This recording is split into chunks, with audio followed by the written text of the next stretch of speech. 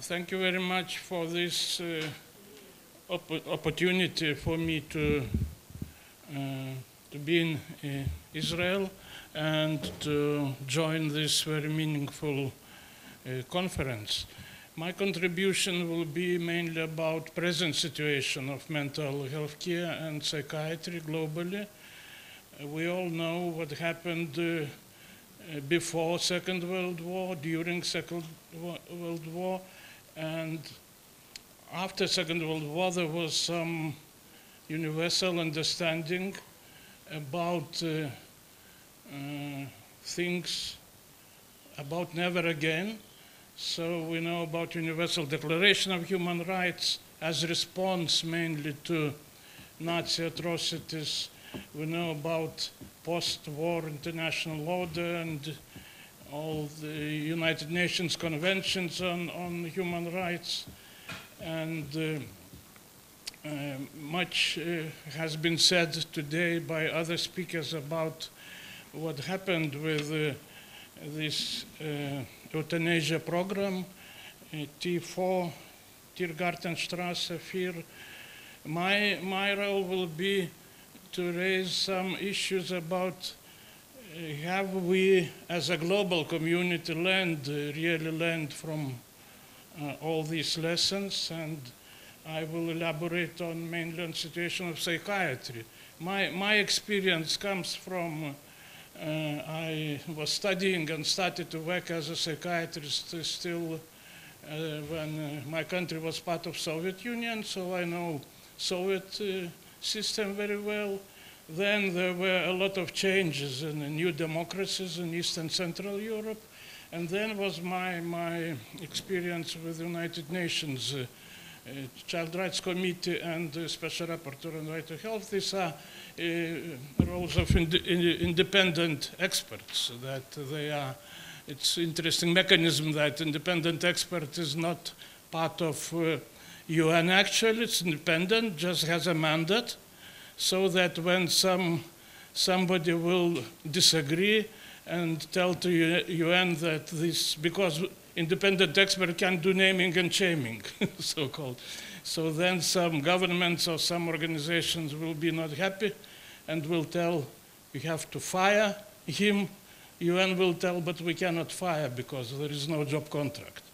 So there is such a mechanism of independent expert working pro bono. Just very briefly to remind this very dramatic history of psychiatry, 200 years ago already the debate was when Pinel suggested to unchain these madmen who were in the cellars and the dungeons, and they went to see these people. They were misbehaving, they were behaving very badly with the guests, and there was debate. The government representative told, you see how they are behaving like a beast, so how can we unchain them? And Pinel told, they are behaving in this way because we deprived them of air and liberty, so because we behaved with them as beasts. So that was the beginning of discussion, which is continuing until now.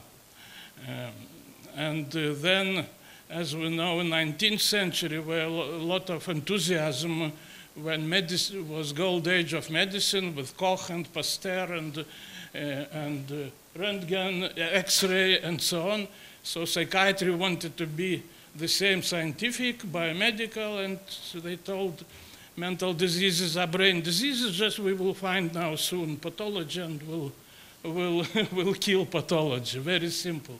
But it did not work, and then psychoanalysis came. Yes, Sigmund Freud and his school, and came at least in the Western world, and then again maybe too much of psychoanalysis, and then this pendulum goes back to biological psychiatry, first generation of medication, and then second generation of medication in 80s. Also deinstitutionalization and development of community-based services, biopsychosocial model, and now, last 20 years, very hard talk about can psychiatry fully embrace human rights, not selectively, but fully embrace human rights and to follow a convention of the rights of persons with disability. So historically, we see this pendulum moving from mindless brain to brainless mind, all these extremes. But with each new paradigm shift, because there have been some paradigm shifts, there was always some progress with human rights.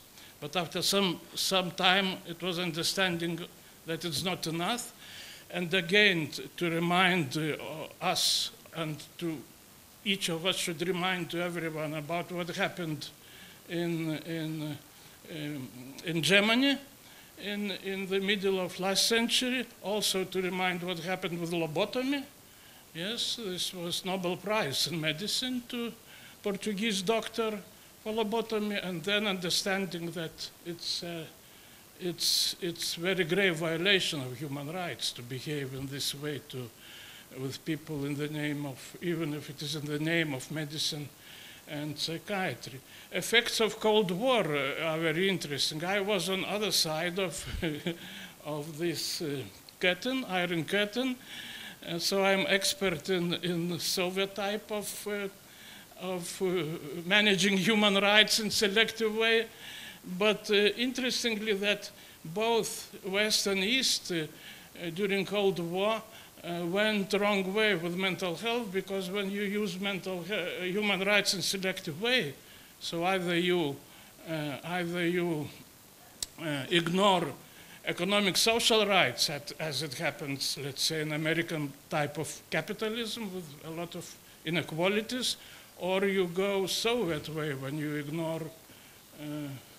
ignore civil and political rights, and you destroy civil society. So in the long run, it is detrimental. In both camps, it was detrimental to mental health.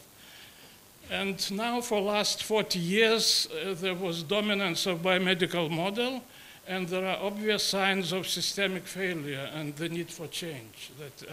I'm a medical doctor. I'm not against biomedical model, but I am against overuse of biomedical model, which promised to empower people, but in fact it disempowered people with psychosocial disabilities.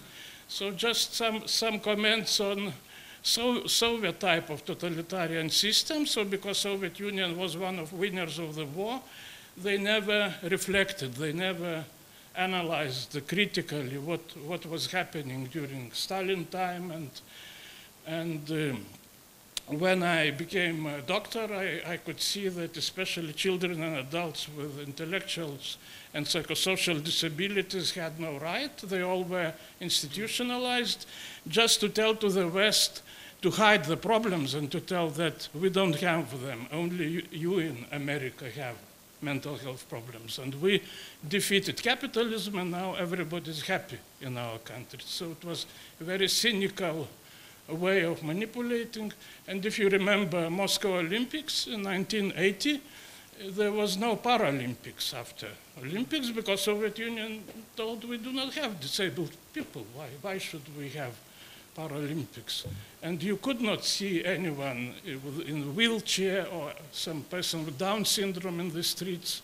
They all were hidden in institutions. They were not killed like Nazis, but it was like civil death announced to them. Of course, there was political abuse of psychiatry in Soviet Union, and it's well documented. And then, as we know what happened with the Russian Federation after 1 decade of some sobering reflection and democracy, now for the last 20 years, there was a regress of democracy and human rights, and beyond and within psychiatry, and it's quite logical that the invasion in Ukraine, which happened, it has to do with human rights and with a different understanding of progress and democracy. So My comment, I think, for this conference is very important, that when the new democracies emerged in 1990 in Eastern Central Europe, we were waiting for, now that from the West experts will come and add to this very brutal biological psychiatry, add psychosocial interventions and human rights. But instead, Western consultants came with Prozac. With Prozac, they told now there are very good medications. And if in countries like Lithuania you have very high rates of suicide, and Lithuania at that time was first place in the world, huge rates of suicide. So this is chemical illness, this is depression. You just have to give medications to these people who are depressed. And it was so sad to see this because the totalitarian system was telling the same, that all problems are in the brain. And now the Western consultants came with a very primitive biomedical model to manage the problems of heavy transition, which happened in Eastern Europe. Also, older generation of psychiatrists was coming from United States to see their country from where their parents and grandparents come. I mean Jewish American psychiatrists. And I had many conversations with them in the 90s. And they had this psychoanalytic thinking.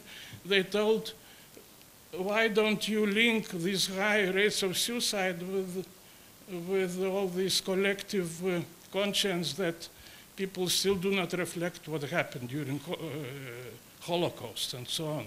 And I think it was very meaningful ideas, but still biological model was the winner. And since then, suicides and other mental health conditions are managed in my part of Europe with psychotropic medications. So this happened, sadly, not only in my region. I think it's a global problem that biomedical model is heavily overused.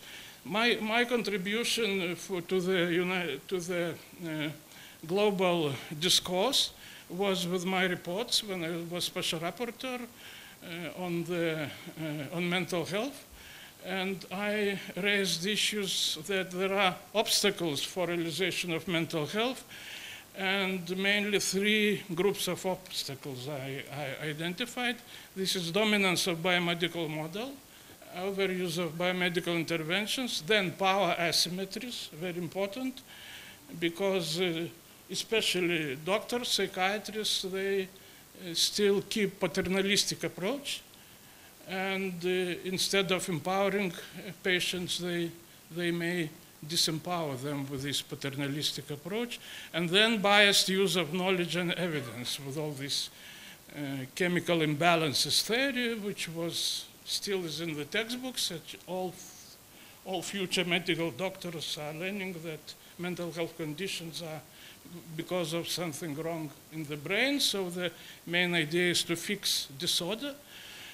And now, as we know, there is more and more evidence that this chemical imbalances in the brain theory was just hypothesis, which was never proven. So this, for those who are more interested, you can find very good resolutions of Human Rights Council about mental health and human rights and other reports. Also, World Health Organization is moving more and more to the approach which is more friendly to human rights and not so friendly to this classical biomedical model. But all these documents urge all governments to move away from legacy of discrimination, social exclusion, stigmatization, institutionalization, coercion, and over-medicalization. There are many innovations in the world when people ask, so what to do instead of classical psychiatric model which uses coercion very often? There are many innovations, but they are not so well funded. Usually governments fund mainstream psychiatry, including involuntary measures, but all these innovations are rising, are on the rise, and I am happy about Israel because Soteria House project is going on in Israel, and I wish success, and Israel has a chance to be among champions in this global situation when we need countries who may show that psychiatry without coercion is possible. It's possible in practice. Just we need to make decisions and to agree on these innovations and to respect all experts, including users of services who are experts by lived experience. This is very good approach. So we should more support alternatives to coercion and excessive medicalization, hospitalization, and institutionalization. So leadership of global psychiatry should support these promising innovations. And last years I could observe that World Psychiatric Association is finally accepting that not everything is okay with psychiatry, and that there should be some movement to abandon coercion in psychiatry. But this has to do with power games. So the more, I'm not sure if profession of psychiatry will agree to lose monopoly of power. I think it should, because otherwise the system is not healthy. It's very hierarchical. And these are many good practices from different countries. This is the new document of World Health Organization, which shows the new trend to move away from overuse of biomedical model. So all these good practices, they are both from global north and global south. It should not necessarily be a very rich country. So you can find this document and read more. So moving to conclusion, there is still now so-called impasse situation in global mental health.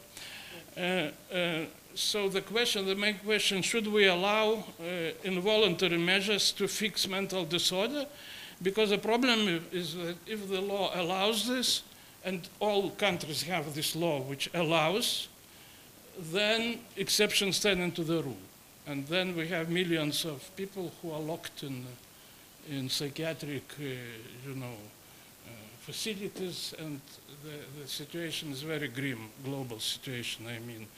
Many psychiatrists still insist on their own hierarchy of rights. They prioritize that first is right of psychiatrists to fix disorder, for example, involuntary, and then other human rights may be exercised. I think it's wrong hierarchy. But there is increasing number of experts who insist on abandoning the legacy of coercion and over-medicalization. Also among psychiatrists, there are more such experts. And some words about genetics. I see some threats of modern eugenics. Just sometimes I read a new textbook, good textbooks, and suddenly I find a sentence: there is no cure from autism so far. So what the author wants to tell? To cure that we should wait when autism will be cured? I think it's very, very bad idea. So what the parents of autistic children should wait for cure? Autism is, I think, diversity, not pathology. And again, Israel has one of the best practices, as far as I know, to supporting children and adults with autism. So biomedical model does not work here. It can be harmful. If we try to cure disabilities, it can be harmful. Also, the question is, if somebody wants to prevent with some genetic discoveries to prevent people to be born with disabilities. This can be very painful philosophical discussion. What future for humankind we see without people who have any disabilities? So I see the need for change in medical education and research. Doctors usually in medical schools are trained to be as aggressive as possible, so you are a good doctor if you act aggressively. So of course, if intensive care, it may work when person is bleeding after car accident, yes. But in psychiatry, it will be disaster if doctors start to compete who will lock more people and who will prescribe more medications. For adolescents, for example, I like the new idea that when you manage adolescent depression, the first step would be watchful waiting. This is the idea of a modern approach, and not to jump immediately to medicate and to hospitalize. So we should always remember what happened in the middle of 20th century and what was behind that. Holocaust, euthanasia program, Action, T4, lobotomy, insulin coma therapy, cage beds, that was in that still is in former Austro-Hungarian countries. Forced treatment. I see some promising signs. I talked with, for example, representatives of German psychiatry. They are more sensitive to human rights than in some other countries, and I think that this is because of their painful history. They reflect better. Powerful movement of users and ex-users of mental health services globally, strong resolutions of UN bodies, and there is a need of critical mass of people from all groups of population to protect and promote human rights, both within mental health services and beyond. So there is no health without mental health, and there is no good mental health without fully embracing human rights. All forms of inequalities, discrimination, and violence have negative impact to mental health.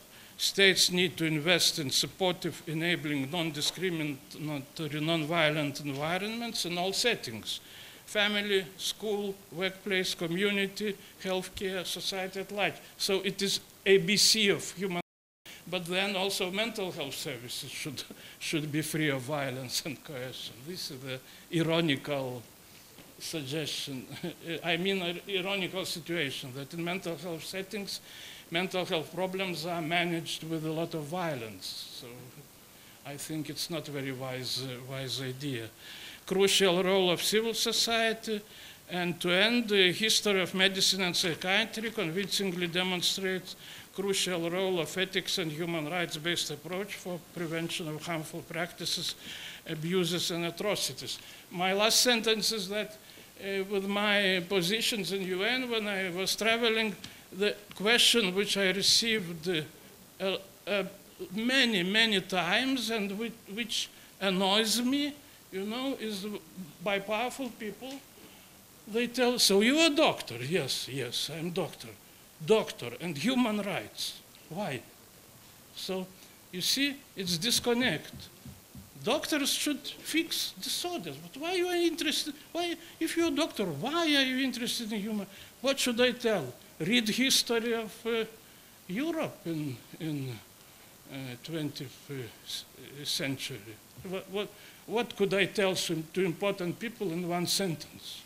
Probably to recommend to read things which we discuss in this conference. So thank you.